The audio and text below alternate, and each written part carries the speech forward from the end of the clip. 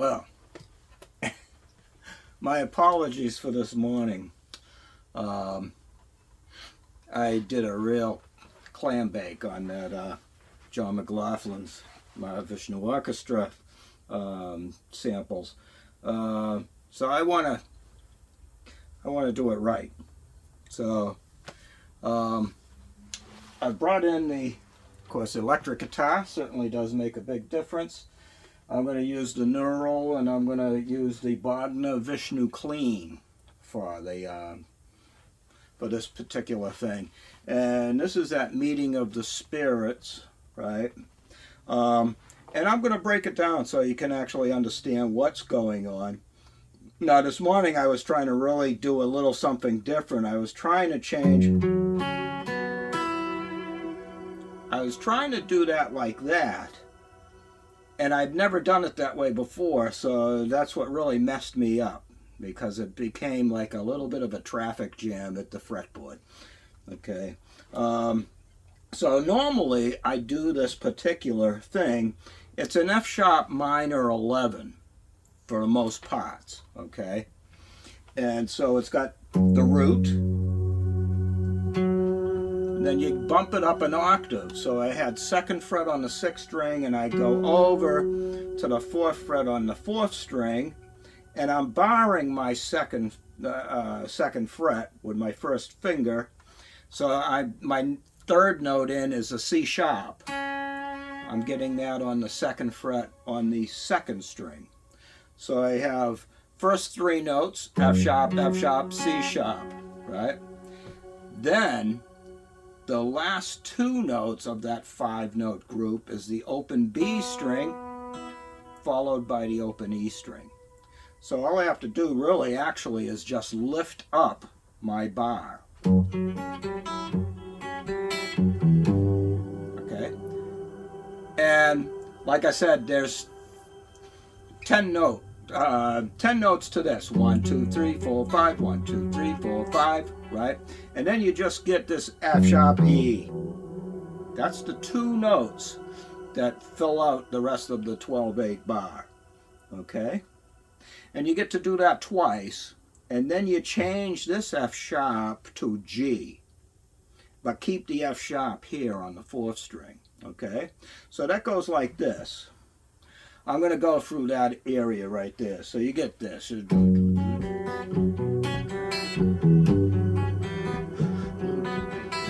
Oh, look at that. I'm messing it up again, okay?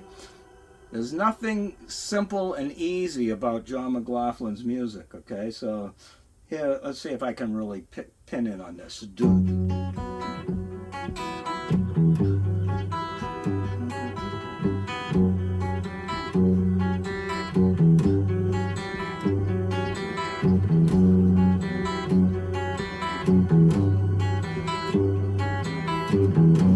So it's very active in these 2 fingers here, and this one is just really stationary, right? So that seems to be the fix.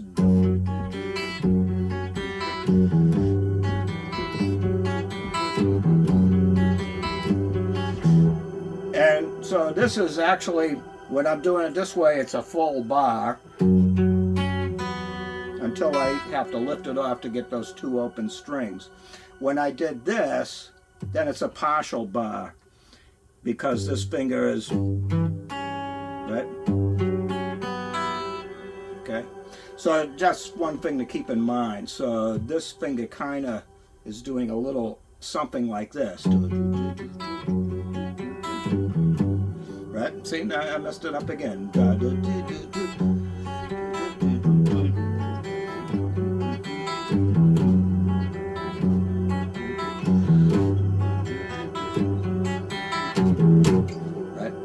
So that's that basic idea there, right? And yeah, and it takes practice. It takes, really sitting down and just working that out until it's, just total muscle memory.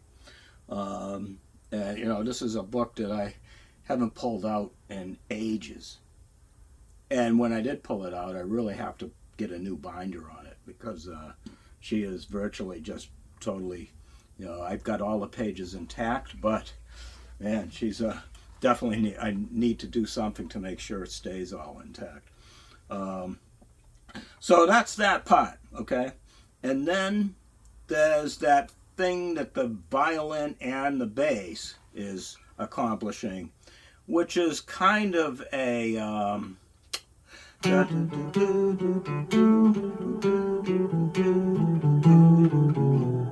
right?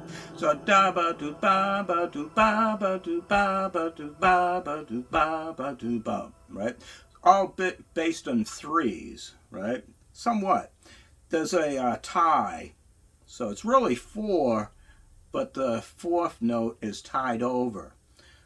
So da da da da da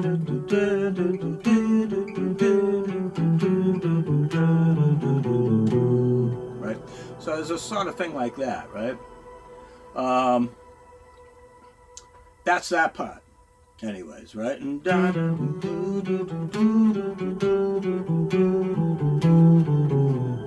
and I'd have to work on that a little bit too, and just really figure out a good fingering scheme.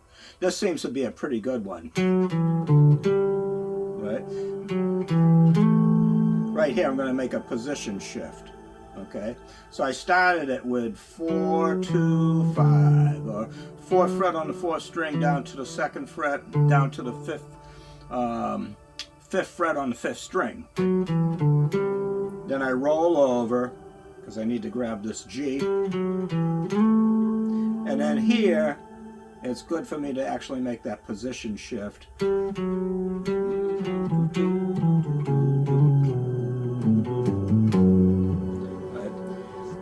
And you can really just, take off on that. It's great to just get right into that Phrygian mode.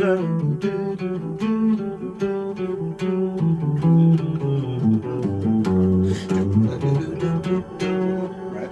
So I can extend on that a little bit doing that. Because, I mean, every one of the players in this band was virtuoso players. So the violin and bassist, they were probably, just really right on top of each other on that. Or would improvise off and create contrapuntal lines working in that idea. Then finally there's the solo part that, that John would pull off. And right? So that's a C sharp to E.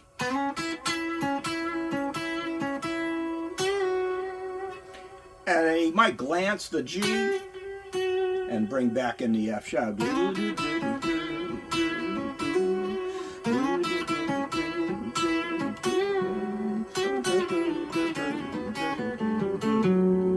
Right? Everything gravitating towards that F sharp minor. And like I said, it's an F sharp minor 11. Right? And then this is basically, I guess,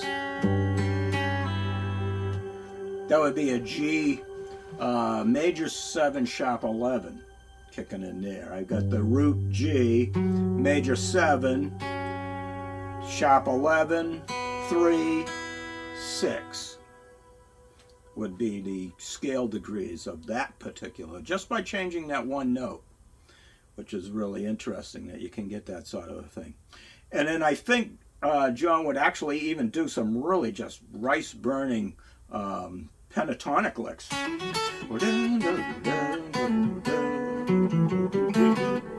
But of course he knew he had this great Phrygian mode, so it's kind of a really wild pentatonic.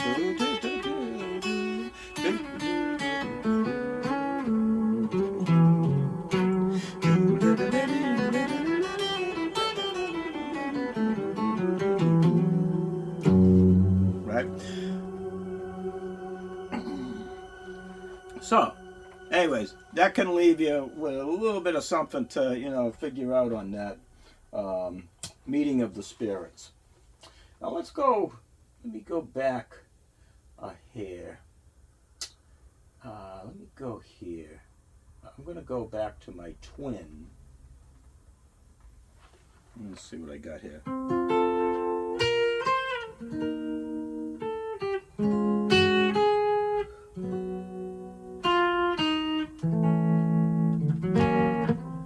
Yeah, all right. Just looking for a nice clean tone. It doesn't have to be absolutely clean. I think I'm on the point of breakup here. Let me see what the amp is saying. Yeah, right on the point of breakup. I'm going to dial down just a little more cleaner.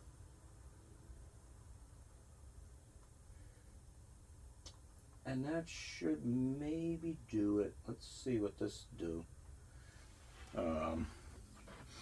So I can have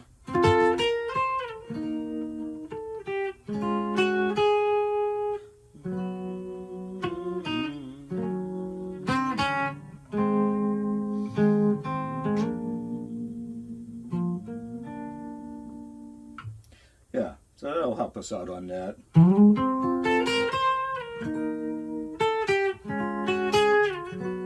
And this is what I was messing up earlier this morning. Was, okay, so the F, we go up, F, the melody note is A, B flat, C, and then we back off to B flat, but the B flat is where we finally actually bring in the E flat, and then I end up with that little Lydian descending line there. So it's B flat, A natural, G, then I'm down to the D flat, and that's the regular D flat. It's got a F, G flat, A flat, and then down to this B, Lydian. Then it's into a G flat major, and the 5 is now the melody note.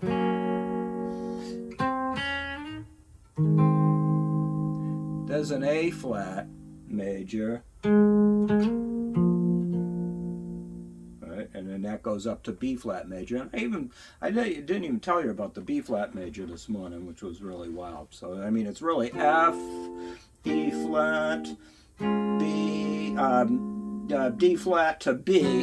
So we're just going down whole steps. Then finally we break away from that, right? It becomes B to G flat. So that's kind of a wild little leap there. And then the G flat comes up and then up again, right? So, okay. Now we can bring in a little bit of theory or rule of thumb for major chords, right?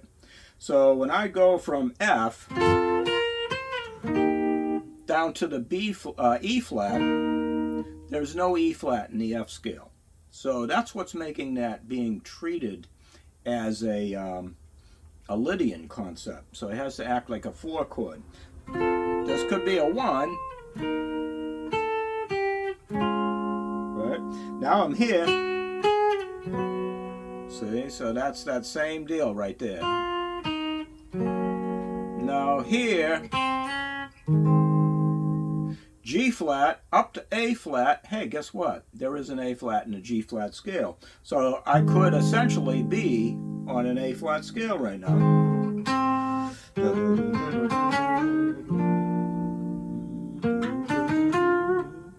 Right? And then there, when I'm on the B flat, yeah, there's a B flat in the A flat scale. So once you're in G flat and ascending, you're actually bringing your 1 right along. I'm in G flat, I'm in A flat, and I'm in B flat. So I actually have those 3 scales kicking in on me. All right, so let's see if I can do a little bit of improvising over that idea now.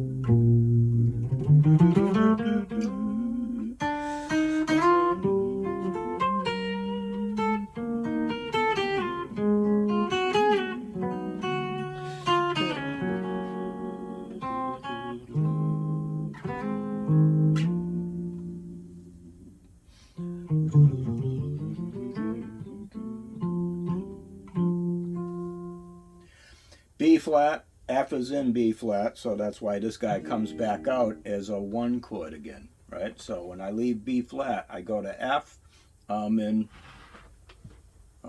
It's F is the new tonal center.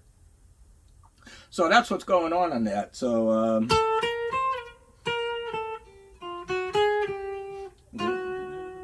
geez.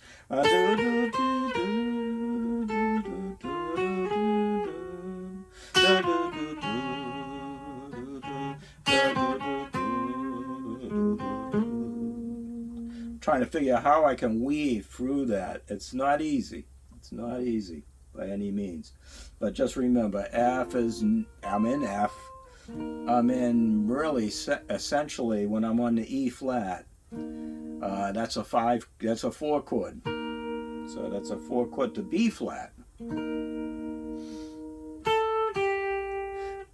So that's why the A flat is not in the picture. So it's A natural. Here's that D flat. And I'm using F, G flat, A flat, all notes from the D flat scale. Then I end up, and there's that B. Finally down to that G flat major, A flat major.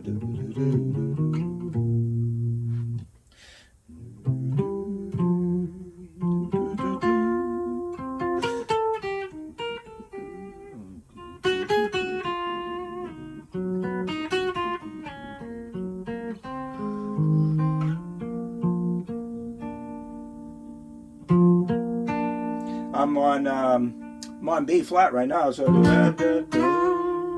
I can go into the F by way of that.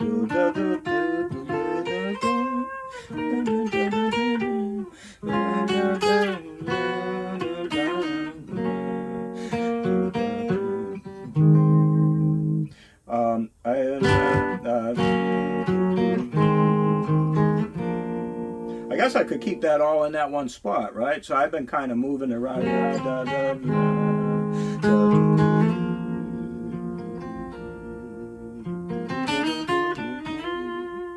Yeah. So, you know, anyways, that's one that's you know, really interesting. Lotus on an Irish Spring, and it's just all amazing music, absolutely amazing all the way through. You could spend a lifetime just trying to even get a decent dent into it. So my hat's off to John McLaughlin and what he pulled off in that span of the whole Mahavishnu Orchestra project. So, and on a good note, you know, he actually, I got a little communication with him recently. I had posted on Facebook a picture of his museum display in France of the Shakti guitar, and I said, you know, this is music that was of pure consciousness, because the other thing that me and John also share is our meditation practices. I know he studied with Sri Chinmoy, and so did Kala Santana, so that's where Love Supreme came into play between those two guys. But they were both students practicing meditation with Sri Chinmoy. And I, at the time in 1972, Cambridge opened a campus for transcendental meditation, and that was the Maharishi Mahesh Yogi. And I was only 17 at the time, but my parents foot the bill, and it was quite pricey. It was over $1,000 for just 3 days for them to teach you how to meditate.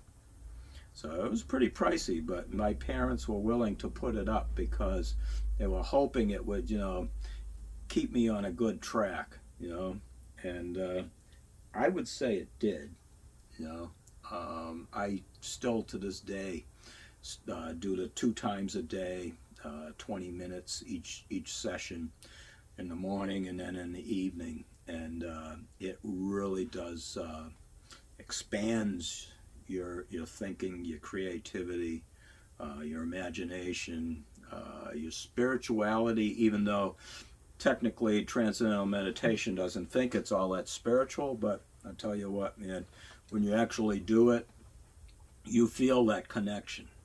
You feel that connection, that there's something of a higher order than what's on this planet. Something created all of this, and something steered me towards John McLaughlin's Mahavishnu Orchestra, and I think it was his meditation process coming out through his music that attracted me to it. There was something there. There was something that just, whoa, I've got to, work this out. I don't, I have to admit, most of my playing is in blues. And John McLaughlin was quite a blues player in his earlier days too, before he got into this form of playing. But a very world-class musician. Between his stint with Miles Davis, he was on Bitches Brew, so he was the guitarist on that. And then I think he was in a couple other things. I think he played with Tony Williams' Lifetime for a little short stint, or he at least knew those guys. And I'm not really 100% sure where Jan Hammer came into the picture. Outside of, I think there was a little bit of a clash between them, and Jan kind of ventured off, and of course he ended up with Jeff Beck, and we ended up with some unbelievable music coming out that way. And that's when Jeff took on the fusion thing and came out with Blow by Blow, which was another head-turning musical guitar moment, And then Wired came along, and then it was almost like a whole redirection for Jeff to pick up on this fusion thing. But I remember reading an article.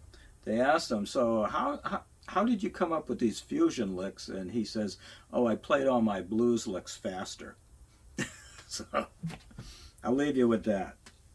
So, anyways. I hope this leaves you in a little better light as to some of the music, and I'm going to keep in that book, and I'm going to pick up on some more. I'd like to get into some of the Birds of Fire stuff, because the book is unbelievable, and like I said, it's complete conductor scores, so there's all the drum parts, all the bass, violin, keyboards, and guitar. It's all there. It's all intact. And the other cool thing is they actually tell you what kind of solos to improvise with in spots, and they'll give you a list. It's not just one. There's many. And there's a lot of actually scales that they actually just created just for the projects. And one I thought was very interesting was in one song they says the scale of solo depended upon the artist's astrology sign. so they were even thinking in that wavelength. So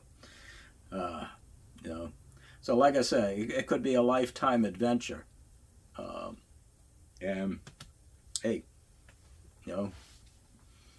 I'm getting up there in age, and so I still hope I got many, many more years to continue on this path. So thanks for listening to me. What is it they say on YouTube? If you like this, subscribe.